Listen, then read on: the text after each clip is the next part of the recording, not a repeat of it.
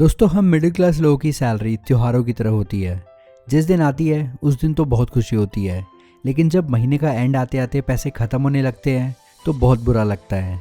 आखिरी के 10 दिन निकालने इतने भारी हो जाते हैं कि पूछो मत। ये 10 दिन उधार, कर्जे और बची कुची सेविंग से निकालने पड़ते हैं। पर क्या कोई ऐसा तरीका है कि ये पैसे धीरे धीरे घटने की बजाय बढ़ते बढ़ते इतने हो जाए कि हमारी सारी ज़रूरतें पूरा करके हमें अर्ली रिटायरमेंट और फाइनेंशियल फ्रीडम दिला दे। वॉरेन बफेट कहते हैं, अगर आपको लाइफ में अमीर बनना है, सक्सेसफुल बनना है, तो आपको दूसरों से स्मार्ट नहीं बल्कि उनसे ज़्यादा डिसिप्लिन होना होगा। यानी अगर आप पैसा अपनी वांट्स में खर्च करने की बजाय उसे इन्वेस्ट करने में ध्यान दो तो कुछ ही सालों में आप पावर ऑफ कंपाउंडिंग से अमीर बन सकते हो। प्रेम और समीर के साथ भी कुछ ऐसा ही हुआ। तो करण, प्रेम और समीर, तीन दोस्त हरियाणा के एक छोटे से गांव से गुरुग्राम आए। आंखों में नौकरी के अलग अलग सपने लिए हुए तीनों के पास अच्छे रेप्यूटेड कॉलेज से की हुई इंजीनियरिंग डिग्री थी और साथ ही आंखों में अमीर होने का सपना भी। प्रेम का शुरू से ही रियल एस्टेट में इंटरेस्ट था और समीर का स्टॉक मार्केट में। और वहीं उनका तीसरा दोस्त करण बस अपनी लाइफस्टाइल अच्छी बनाना चाहता था। करण को लाइफ में हर चीज़ जल्दी चाहिए थी और लकीली तीनों में नौकरी सबसे पहले लगी भी तो करण की, 30,000 रुपये महीना। गुरुग्राम में करण ने सारे सपने पूरे करने का डिसीजन बना लिया। गुरुग्राम का पार्टी कल्चर, लिविंग एक्सपेंसेस, खाना पीना और घूमना फिरना करण को अच्छा लगने लगा और वो हर महीने सैलरी आते ही इन सारी चीज़ों को एक्सप्लोर ज़रूर करता। 24 साल का करण अब ज़्यादा स्मार्ट और इंडिपेंडेंट हो चुका था। उसे फैमिली तो चलानी नहीं थी, बस अपना करियर बनाना था। इसलिए उसने प्रेम और समीर से अलग रहने का डिसीजन लिया, जहाँ उसके बाकी के ऑफिस कलीग भी रहते थे। अब आए तो तीनों साथ में थे, लेकिन करण अब अपने ऑफिस के साथ वाली सोसाइटी में रहने लग गया था, जहाँ का रेंट था 15,000 रुपये। ये जगह उसके ऑफिस के काफ़ी नज़दीक थी। वहीं प्रेम और समीर गुरुग्राम के एक पास वाले टाउन में रहते थे, जहाँ रेंटल प्रॉपर्टीज़ काफ़ी सस्ती थी और ग्रो होने की अपॉर्चुनिटी ज़्यादा थी। अब प्रेम को शुरू से ही रियल एस्टेट में इंटरेस्ट था और जब वो उस टाउन में शिफ्ट हुआ तब शुरू के 3-4 महीने उसके पास कोई भी नौकरी नहीं थी और वो अपने फादर से पैसे मंगाकर अपना खर्चा चलाता था। अब प्रेम सिर्फ नौकरी नहीं ढूंढ रहा था, वो उस टाउन में रियल एस्टेट प्रॉपर्टी पे स्टडी कर रहा था। अब क्योंकि वो टाउन गुरुग्राम के काफ़ी नज़दीक था तो प्रेम को ये पता था कि पॉपुलेशन बढ़ने के कारण गुरुग्राम एक्सपैंड करेगा। तब गुरुग्राम के पास वाले गांव और शहरों की ज़मीन महंगी होंगी। 2009 में 24 साल का प्रेम 10 रुपये की चाय और डबल ब्रेड पे गुजारा करके इतनी इन्फॉर्मेशन हासिल कर चुका था कि बस उसे एक बड़ी न्यूज़ और एक बड़े अमाउंट की ज़रूरत थी। प्रेम को पता था कि वो टाउन अगले 10-15 सालों में गुरुग्राम के एक्सपेंशन की वजह से खूब डेवलप होने वाला है। यहाँ मेट्रो आने वाली है और यही टाउन गुरुग्राम के डेवलपिंग हिस्सों में भी आएगा। तो प्रेम ने एक रियल एस्टेट कंपनी में नौकरी पकड़ी, जहाँ उसकी सैलरी बहुत कम थी, केवल 15,000 रुपये महीना। पर वहाँ इन्फॉर्मेशन का भंडार था और सडनली प्रेम को उस टाउन में एक ऐसी प्रॉपर्टी मिल गई जहाँ कंस्ट्रक्शन शुरू होने वाला था और वहाँ लैंड अलॉट हो रहे थे। प्रेम ने अपने पापा को फ़ोन करके 15 लाख रुपए इस प्रॉपर्टी में इन्वेस्ट करने को कहा और ये वादा किया कि 10 साल के अंदर अंदर यहाँ डेवलपमेंट होने वाली है और हम ऐसी 3-4 प्रॉपर्टी खरीद के पूरी तरह से फाइनेंशियली फ्री हो जाएंगे। अब एक इंडियन फादर इतनी आसानी से कहाँ मानने वाले थे, लेकिन प्रेम ने उन्हें कैसे भी करके कन्विंस किया और 15 लाख रुपए मंगवा लिए। साल 2012 में वो प्रॉपर्टी बनकर तैयार हो गई और उसके साथ ही वहाँ शॉपिंग कॉम्प्लेक्स, हॉस्पिटल और स्कूल भी बना। प्रेम ने वो प्रॉपर्टी रेंट पर डाली और 2% का रेंटल यील्ड निकाला। अब प्रेम की प्रॉपर्टी का दाम बढ़ते ही जा रहा था और शुरुआती 5 सालों में उसकी प्रॉपर्टी ने रंग दिखाना शुरू कर दिया। इन 5 साल बाद उसकी प्रॉपर्टी की वैल्यू 30 लाख हो चुकी थी और उसे मंथली 60,000 रुपये रेंट भी आने लग गया था। साथ ही उसकी जॉब में तरक्की हो रही थी। ये दिखाता है कि प्रेम ने पैसा कमाने से भी पहले उसे ऐसी जगह इन्वेस्ट करने के बारे में सोचा जहाँ उसको फ्यूचर में इनकम आती रहे। वहीं दूसरी तरफ करण 2012 में 25 साल का हो चुका था और अब उसकी लाइफ पूरी तरह से चेंज हो चुकी थी। उसे गुरुग्राम कल्चर की फ्लैशी आदत लग चुकी थी और अब वो लाइफ के बड़े बड़े परचेजेस बिना कुछ सोचे समझे करने लग गया था। 50,000 सैलरी होने के बाद और 3 साल नौकरी करने के बाद करण वो हर काम करने लग गया था जो उसके कोलीग किया करते थे। उसके दोस्त ने गाड़ी खरीदी तो करण का भी मन हुआ कि गाड़ी खरीदी जाए। वो शोरूम जाता है और 6 लाख की हैचबैक ले आता है। अब उसके पास 6 लाख रुपए एक साथ तो नहीं थे तो उसने EMI बनवा ली और अब करण के रेंट के साथ साथ 12,000 रुपये का खर्चा और हो गया। 50,000 सैलरी में करण 12,000 रेंट पे करता और 12,000 की EMI देता, यानी अब हर महीना उसका 24-25 हज़ार का खर्चा फिक्स हो गया था। अब गाड़ी आ गई थी, महंगी बातचीत हो गई थी और अब कमी थी तो एक लाइफ पार्टनर की। और लाइफ पार्टनर आते ही करण ने अपने आप को ऐसे प्रेजेंट किया कि जैसे उसके पास बहुत पैसा है, वो खूब पार्टी करता है, मज़े करता है। करण के पार्टनर ने भी अपने मन में करण की वही इमेज बना ली। घर का रेंट और कार की EMI देने के बाद जो 25,000 करण के पास बचते थे, अब वो भी नहीं बच रहे थे। धीरे धीरे टाइम बीता। करण और अच्छी जॉब की तलाश में स्विच करता रहा। उसने अपनी फैमिली बनाई, शादी करी। पर इस बीच में वो जब भी अपने दोस्तों के बारे में सोचता, उसे यही लगता कि यार मैं कहाँ से कहाँ आ गया हूँ और वो लोग अब भी वहीं पड़े हुए होंगे। फाइनली 11 साल काम करने के बाद जब करण 36 साल का हो चुका था, तब उसे ऐसी जॉब मिल गई थी जहाँ उसे 1 लाख रुपए पर मंथ मिल रहा था। अब करण को लगने लगा कि अब फाइनली टाइम आ चुका है खुद का घर लेने का। करण और उसकी वाइफ अब गुरुग्राम में एक अच्छे घर की छानबीन में लग गए थे और फाइनली गुरुग्राम में काफ़ी महंगी प्रॉपर्टी होने के कारण उसे गुरुग्राम के पास वाले एक टाउन में एक प्रॉपर्टी पसंद आती है। 3 BHK अपार्टमेंट, फुली फर्निश्ड, जो उन्हें 90 लाख में मिल रहा था। अब 1 लाख की सैलरी वाला आदमी, चलो हस्बैंड वाइफ की कंबाइंड इनकम 2 लाख भी मान लो, तो 90 लाख तो एक साथ अफोर्ड कर ही नहीं सकते थे। इसलिए उन्होंने 20 लाख की सेविंग से डाउन पेमेंट करी और बचे हुए 70 लाख की EMI बनवा ली और उनकी घर की EMI बनी 58,700 रुपये, जिसकी हेल्प से फाइनली उन्होंने अपना ड्रीम हाउस ले ही लिया। सारा पेपर वर्क और लोन प्रोसीजर कंप्लीट करने के बाद जब प्रॉपर्टी ओनर का खुलासा हुआ तो करण के होश ही उड़ गए। असल में जो टाउन में करण ने प्रॉपर्टी खरीदी थी वो प्रेम की ही प्रॉपर्टी थी। एग्जैक्टली वही प्रॉपर्टी जो प्रेम ने 2011 में 15 लाख की खरीदी थी। और अब 11 साल बाद यानी 2022 में जब प्रेम अपनी प्रॉपर्टी बेचने गया तो उसकी वैल्यू 70 लाख रुपए हो चुकी थी और उसने करण को वही फ्लैट 90 लाख रुपए में बेचा। अब प्रॉपर्टी रेट में इतना बड़ा चेंज इसलिए हुआ क्योंकि 2011 में ऐसा दिखने वाला वो टाउन अब 2022 में गुरुग्राम का हिस्सा होने के बाद कुछ ऐसा दिखता था, जहाँ सब कुछ पूरी तरीके से डेवलप हो चुका था।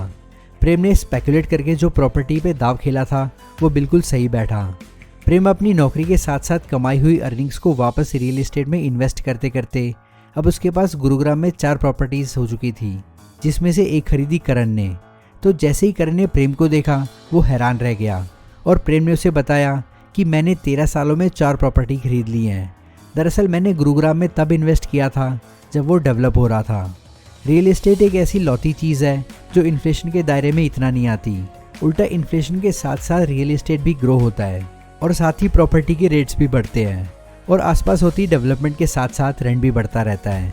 यानी पावर ऑफ कंपाउंडिंग के साथ पावर ऑफ रेंटिंग भी।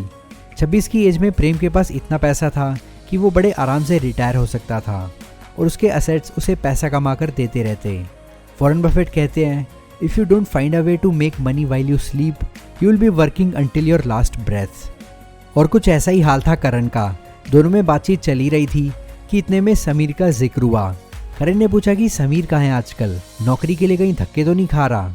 तब प्रेम ने बताया कि नहीं भाई, उसकी तो गेम ही अलग है। उसने 2 साल एक नॉर्मल जॉब करने के बाद दलाल स्ट्रीट में नौकरी करी और अभी वो शायद वहीं है। रुक, अभी उसे बुलाता हूँ। ये कहकर प्रेम ने समीर को फ़ोन मिलाया। अब दोनों समीर का इंतज़ार कर ही रहे थे, तभी समीर एक ट्रू जेंटलमैन की तरह गाड़ी से उतरता है और दोनों से बड़े दिनों बाद मिलकर बहुत खुश होता है। समीर का सिंपल वे ऑफ लिविंग देखकर करण पूछता है कि भाई तुम्हारा क्या हाल है, लाइफ में कुछ हुआ कि नहीं, रुपया पैसा कमाया कि नहीं ढंग से। इस पर समीर बड़ी ग्रेसफुली रिप्लाई करता है कि भाइयों बस अगले 5 साल में रिटायर होने वाला हूँ। करण मनी मन सोचता है कि एक साल रिटायर भी हो गया है और एक अगले 5 साल में होने वाला है। मैं अकेला ही अगले 20 साल तक घर की EMI भरने के लिए काम करूँगा क्या? एंड आउट ऑफ क्यूरियोसिटी करण पूछ ही लेता है कि भाई 5 साल में कहीं लॉटरी वॉटरी तो नहीं लगने वाली है। इस पर समीर उन दोनों को अपनी लाइफ स्टोरी बताता है। कहता है कि मेरी कोई लॉटरी वॉटरी नहीं लगने वाली है, बल्कि मैंने सेविंग्स रूल और कंपाउंडिंग रूल की मदद से पैसा कमाया है और अब इतना हो चुका है कि बस 3-4 साल में रिटायर हो जाऊंगा। तो समीर कंटिन्यू करते हुए बताता है कि हुआ यूँ कि मेरी पहली नौकरी लगी एक ट्रेडिंग कंपनी में एज एन IT टेक्नीशियन। अब मेरा वहाँ काम तो अलग था, लेकिन साथ में वहाँ मैंने स्टॉक मार्केट के कुछ दाव पेच भी सीखे और अपनी 25,000 की सैलरी में से कुछ पोर्शन सेव करके इन्वेस्ट करता रहा। और इन्वेस्ट करने के लिए मैंने जिस मेथड का यूज़ किया वो था 50-30-20 रूल। मैंने 25,000 सैलरी में से 50% हिस्सा अपनी नीड्स के लिए रखा, 30% वॉन्ट्स और एंटरटेनमेंट के लिए, बाकी बचा हुआ 20% यानी 5,000 SIP के थ्रू इन्वेस्ट किया। समीर ने बताया कि उसे सबसे पहले मार्केट के बारे में सीखना था और इन्वेस्टमेंट के लिए जो सबसे बेस्ट चीज़ थी वो था इंडेक्स फंड। इसलिए उसने 5,000 रुपये इंडेक्स फंड में SIP करने का फैसला लिया। इंडिया में निफ्टी 50 इंडेक्स फंड सालाना 10 से 12% का रिटर्न देता है और स्टॉक इस बीच कैसे परफॉर्म करते हैं समीर ने अच्छे से सीख लिया था।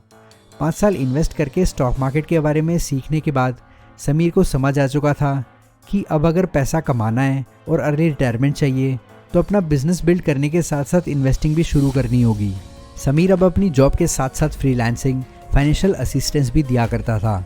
26 की उम्र में जहां लोगों को समझ नहीं आता है कि यूपीएससी की पढ़ाई करे या नौकरी करे, वही समीर 3 सोर्सेज से पैसा कमा रहा था और महीने के 1 से सवा लाख रुपए अर्न कर रहा था। इसके बाद समीर ने बताया कि मैंने जो सबसे पहले 5 साल एसआईपी से पैसे बनाए थे उनको मैंने विड्रॉ किया।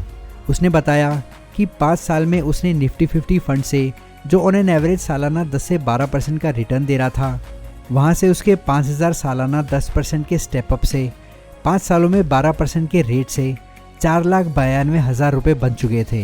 इन 4,92,000 में उसने 8,000 एक्स्ट्रा ऐड किए और सबसे पहले 5 लाख रुपए की इन्वेस्टमेंट की स्टॉक्स में।